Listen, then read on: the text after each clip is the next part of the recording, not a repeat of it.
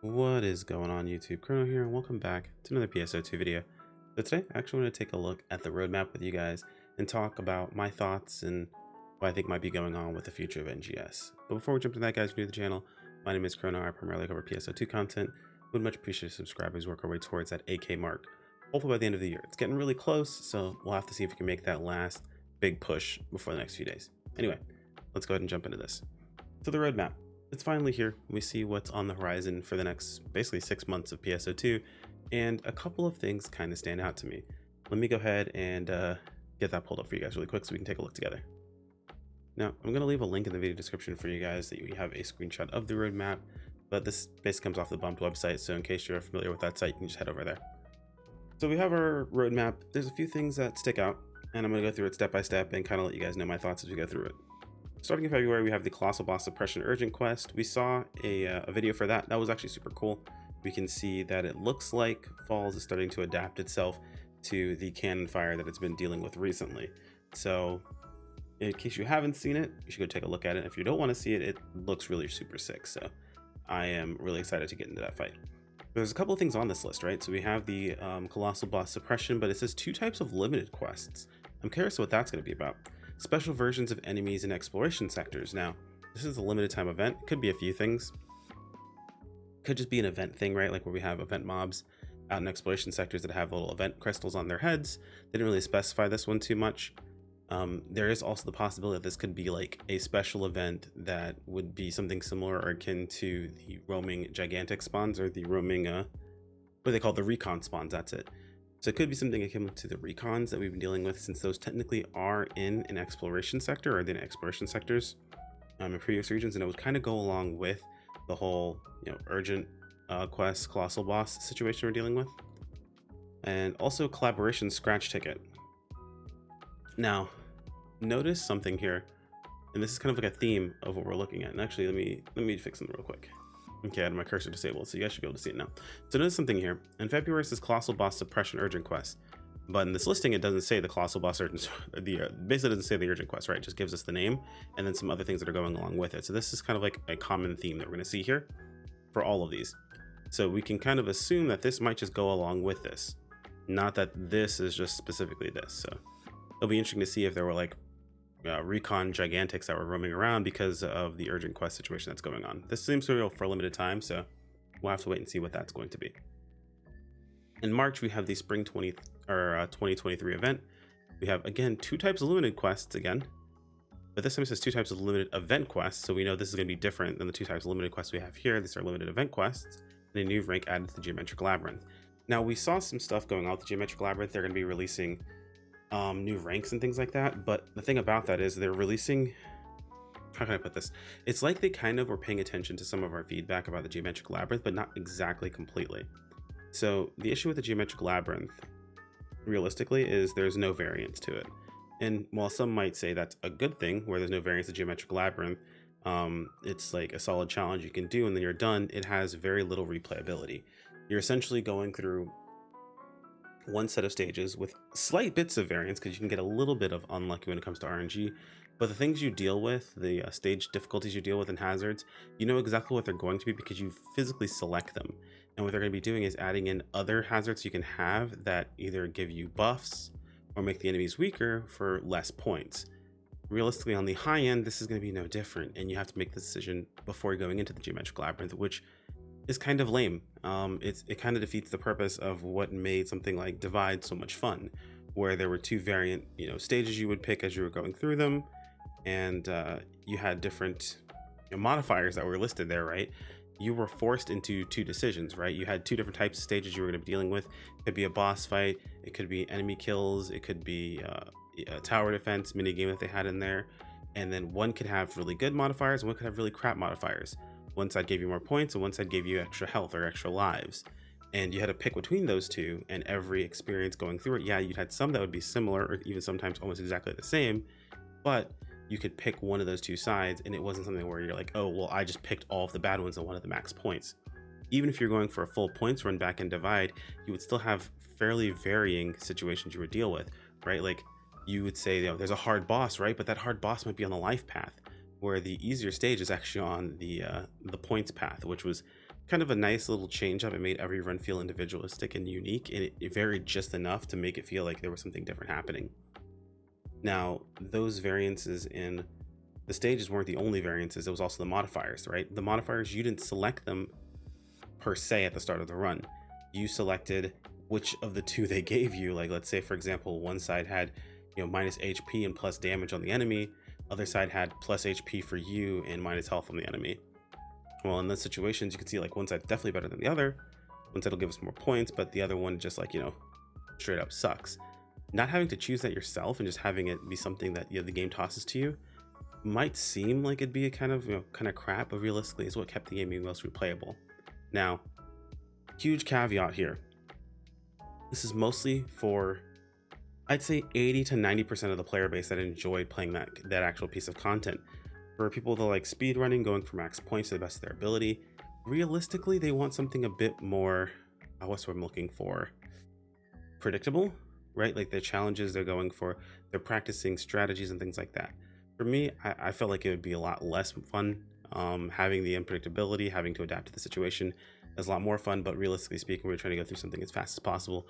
You want to know what's coming. So it's a bit of a double-edged sword, but it's one of those things where I feel like that's what made something like Divide so much more fun, as opposed to Geometric Labyrinth, which was not nearly as fun. That and some of the modifiers in Geometric Labyrinth just ended up being, hey, just don't get hit for like 20 minutes, which is definitely not fun. So it's like they're kind of getting pieces of what Divide was, but like without getting the entire thing, it misses the mark. We'll have to see how these new ranks really kind of mess with things, but realistically speaking, I don't think a new rank of Geometric Labyrinth is going to be much different. Now, I mentioned all this during when I looked at new rank. I'm pretty sure they separate the new modifiers from the whole new rank system. The new modifiers are in preparation for the new rank, but unless this new rank does something different, it's not really going to change the formula, right? I want to talk about it all together. I guess I should have specified that, but unless this new rank adds something extra, it's not going to really make any difference for Geometric Labyrinth. Moving on, we have in April and May, new classes, second anniversary events. So we've got the new Gunblade weapon category being added in. So the Gunblade class being added in April, May. Hopefully in the April side of things, I know people are really, really looking forward to playing the Gunblade class. They've been waiting a long time for it. It's been almost 2 years. So hopefully this gets taken care of in the first part of these updates. But this is like kind of an order of what we'll be seeing. 2 types of second anniversary boss rush quests are going to be added in for the anniversary event. So we have 2 boss rush quests. I don't know how to feel about that. Again, 2 boss rush, 2 limited quests, 2 limited quests. Again, so they're doing this all in 2s. I'm not sure if they're doing like 1 week of one and 1 week of the other, but we'll have to see. The second anniversary urgent quest, I don't know what that's going to be, but looks like they're doing a specialized urgent quest and boss rush. This is new. Usually they don't do urgent quests for anniversary stuff, but it doesn't say limited. It just says second anniversary urgent quest. So again, we'll have to see. And then chapter 5 of the story. This is super interesting here. So normally they put the story in the next major update, but this time they have separated the story. I'm gonna talk more about this, but it's interesting to see that this has popped up here. And then June, this is kind of like the big ticket thing here. A lot of people are really confused as what this means, and they mentioned that the naming is tentative for this, as well as the update itself. But this is the NGS Ultra Evolution update. Creative space implementation, level cap raise to 75, and additional class skills. Now, if you take this just at face value, it just means that this is the Ultra Evolution update, that's what they're calling it, and these are the things we're gonna be getting in it. But I don't believe that. I feel like this is them just being super safe again. Now, call it hopium, call it copium, whatever it happens to be, but there are a lot of things that kind of line up that make a lot of sense. The dev team has been taking a lot of player feedback, mostly around the time when this started was close to like midpoint through Kavaris, I would want to say. Maybe early Kavaris, where they're really starting to take a lot of player feedback. And moving through Kavaris, we started to see that, right? With newer types of quests that are being added. Even in SEGA, we can see some of those changes, where we've got the new types of farms that we're doing now. We have, collection of, I want to say, what's the word I'm looking for? It's the collection of resources like fruits, vegetables, things like that. All of those are like more centralized. The meat kind of sucks, but either way, like all of those are more centralized. Basically, the long story short is that they're taking a lot of player feedback in, and the time frame they started to take that player feedback in was around in Kavaris. Usually, in most cases, when it comes to developmental time, when it comes to a game like an MMO, they usually are done with large portions of the game by the time they're releasing it and working on the next thing, at least storyboarding the next thing, getting an idea for what it's going to be. With the time frame that we're looking at here, we've got all 4 regions out, finally, right? We have the entire thing set up. We have what we're looking into, the Colossal Boss Suppression Quest, is called the Final Battle. So that's also kind of interesting and telling. We can see that the Chapter 5 story is completely outside of the update, which it normally would be a part of. We also aren't leveling for a total of 6 months. Usually we have like some 5-level boost in here. At least they weren't doing 15 level or 10 level boosts anymore. But we have a 5-level boost nowhere until we get into June. And they specifically titled this the NGS Ultra Evolution update. Again, call it hopium, call it copium, but something big is changing. I'm not sure if this is like the next step in the story where things change in the actual world we're dealing with. I'm not sure if this is the next step in how they're going to be developing the game, because realistically, it's very obvious to the dev team they understand that the players are not super happy with the way the game currently is. People always have this complaint about content. Realistically, there's actually plenty of content to do in NGS. You have combat zones that you can farm out.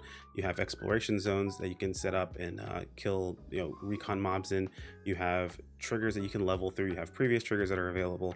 You've got challenge triggers and purple triggers. Realistically, there's a good chunk of content to do. There are things that you can do. The thing is that there's not a lot of content that people like to do, that are easily accessible, that feels like they're getting rewarded appropriately for the amount of effort that they're putting into it, and they want that to be a bit more apparent, a bit easier for them, right? When situations like urgent quests used to pop up in base PSO2, it was very easy just to jump into an urgent quest because you felt like your time was always rewarded, because at the very least you got X cubes. X cubes were used, or a currency that was used, that you could eventually turn into money done properly. And realistically speaking, now they just kind of cut out the X cube portion of it and just straight up give you the money, but it feels like a lot less. Realistically speaking, NGS money is just worth a lot more than base PSO2 money, which was insanely overbloated because of how much money you could make in base PSO2. So realistically, it's all mostly the same, but people are always looking and feeling jaded because they don't get that single drop that they really, really want all the time, and they end up having to buy it off of the market. Again, understandable why people would have this mindset or why you have this sort of perspective, but realistically, it's mostly the same process, maybe a little bit less than back in base PSO2. Moving into NGS, they've shown multiple times that they understand. Now, whether or not they've hit the mark each time, a lot of times they've missed it, they've at least made attempts to make these changes. And I think June's another big attempt to make a fairly large change. They've taken the story out of the update. They've made it so we aren't leveling until that one time. Level 75, for a lot of you guys know, is kind of like that pinnacle milestone for a lot of PSO games or Phantasy Star games in general, at least for the online ones where things were kind of like halted up for just a moment. It felt like we were like max level there. It happened in base PSO2, happened in PSU for a while, where it felt like the first arc of the game was finally kind of completed. Base PSO2 was like that for episode 3. Again, in PSU, it was like that before Ambitions of the Illuminist, if I remember correctly. I might remember that a little bit off, but that's just kind of that time frame that existed where things started to massively change. We started moving forward to a different time frame, a different style of game. I think that might be what June is.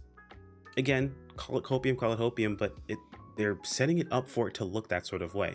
This could just be like another one of those baits, right, where they just do something different. But realistically, I feel like the dev team is trying to make a good game. If they weren't, they wouldn't have made the difference in changes that they have. Now, it could just be the changes that, like, oh, this is enough to keep player base from whining and complaining. If that's the case, it's far off the mark. People are going to continue to whine and complain. They always have, and they always will. We will ask for something, they'll be given to us, and we complain about it. Quite literally, we asked for creative spaces and asked for a bunch of extra stuff, and when they delayed creative spaces, the later time to give us that extra stuff, people have whined and complained about it. So it's something that's going to happen regardless of how we look at things, but I am interested to see what this whole NGS Ultra Evolution update is going to be. We'll have some time to talk about it, think about it, and I'm curious to know what you guys think on your end in the comments below. It is going to be rather interesting to see, and I'm excited to see the next step of where PSO2 takes us. And just take this as a bit of not a hint, but maybe it's a bit of advice on your end, guys. If you're not having a good time, walk away. I've got plenty of friends that have walked away from the game itself that are looking for another update that'll come out and they'll play around that time. PS2 is a free-to-play game. You have no subscription, you have no grounds that you absolutely have to be in the game at all times, and realistically speaking, they do keep it pretty simple to catch up if you ever do decide to come back. I'm saying for your own good, when it comes to gaming, there's more I play than PSO2. There's a lot of games I play other than just PSO2, and a lot of times I don't play PSO2 when I'm not streaming or making content. Realistically speaking, I want to keep myself fresh and enjoying what I'm doing at all times. And if I have all my eggs in one basket, that's never going to happen. So again, maybe a little bit of advice, walk away for a little bit. Come back when you see something you really want to try out or you have a good time, or maybe you just come back in bursts, right? Maybe you play for a week or two when some content's done and then you're like, all right, cool, I'm good. I'll see you guys on the next update. A lot of people that play that way too, and honestly, they're a lot happier people. That and people don't like to listen to everyone complain all the time. It's really not fun. Anyway, guys, let me know what you guys think in the comments below. I'm excited to see what's going on with this NGS Ultra Evolution update. It sounds interesting, and there's a lot of theory crafting that can be done. A lot of I don't know, ideas that are passing around in my head. The tinfoil hat is on, and I'll be looking forward to sharing all of these ideas with you guys in the future. This video went on way longer than I wanted it to, but I wanted to get all this out, so I felt like it was definitely worth the time. My chair is creaking and the video has continued longer, but we're finished here. Thanks for watching. If you guys have any questions, leave them in the comments below. Like if you enjoyed the video, subscribe if you want to keep up with more, and I'll see you all next time. Take care. Peace out.